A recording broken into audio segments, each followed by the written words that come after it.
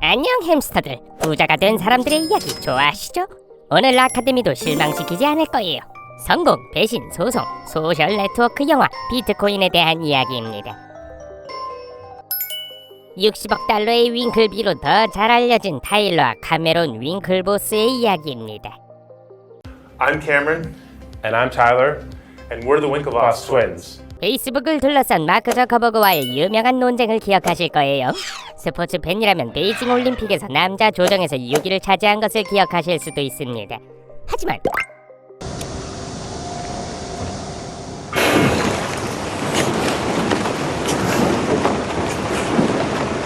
무엇보다도 윙클보스 형제는 유명한 암호화폐 선구자이자 현재 비트코인 억만장자로 알려져 있을 것입니다.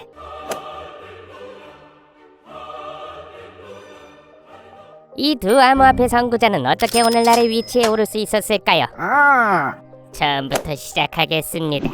카메론과 타일러 윙클보스는 1981년 뉴욕 사우스햄튼에서 자산관리자와 대학 교수 집안에서 태어났습니다. 쌍둥이는 아주 어릴 때부터 음악, 스포츠, 교육에 관심이 많았습니다. 타일러는 6살 때부터 12년 동안 클래식 피아노를 공부했습니다. 우와! 13살 때 형제는 스스로 HTML을 배워 웹사이트 개발 사업을 시작했습니다.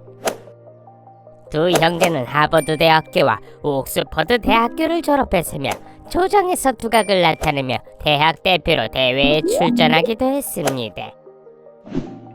하버드에서 함께 공부하던 2003년 쌍둥이는 마크 주커버그를 고용해 커넥트 유 사이트에 코딩을 맡겼다고 합니다.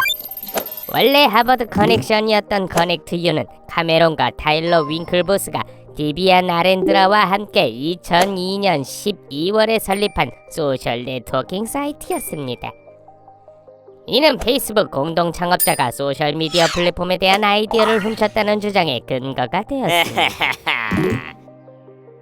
Harvard didn't have a Facebook, so that's the gap that we were trying to fill. And now we're at 100,000 people, so who knows where we're going next. 그리고 수백만 달러 규모의 소송의 배경이 되었고 영화 소셜 네트워크의 배경이 되었습니다.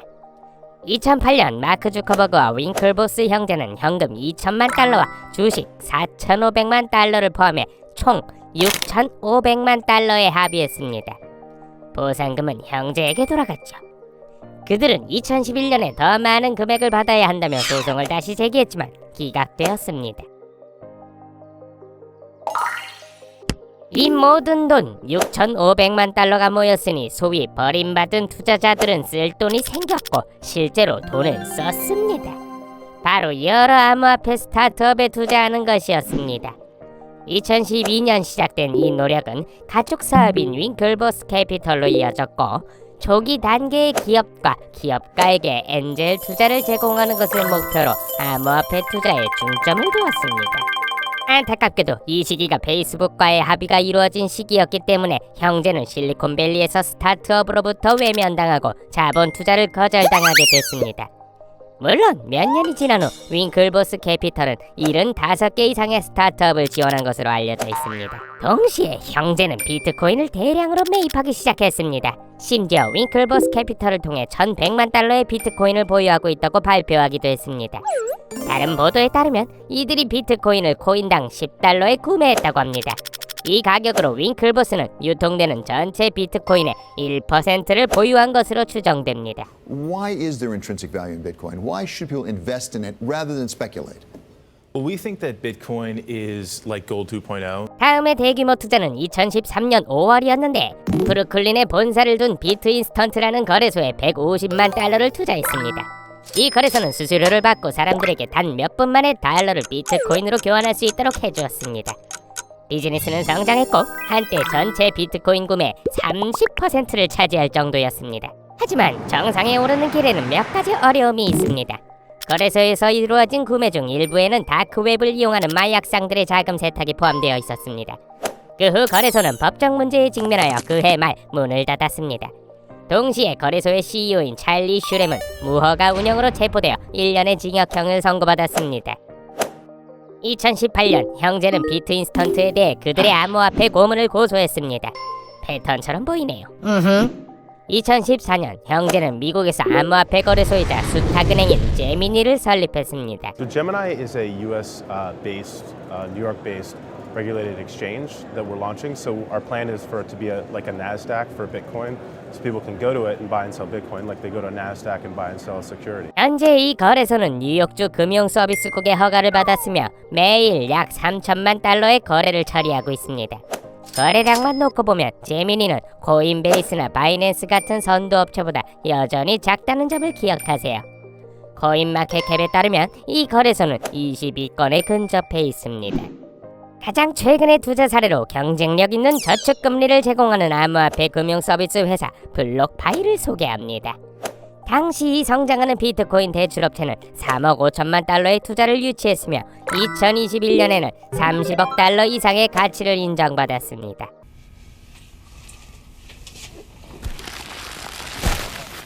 같은 해 블록파이와 제미니는 암호화폐 신용카드를 출시했습니다. 여기에는 2020년 12월에 발표된 블록파이 비트코인 리워드 신용카드가 포함되었으며 이는 시장에서 최초의 암호화폐 기반 리워드 신용카드 중 하나가 되었습니다. 이어서 제미니 신용카드가 2022년에 출시되었습니다.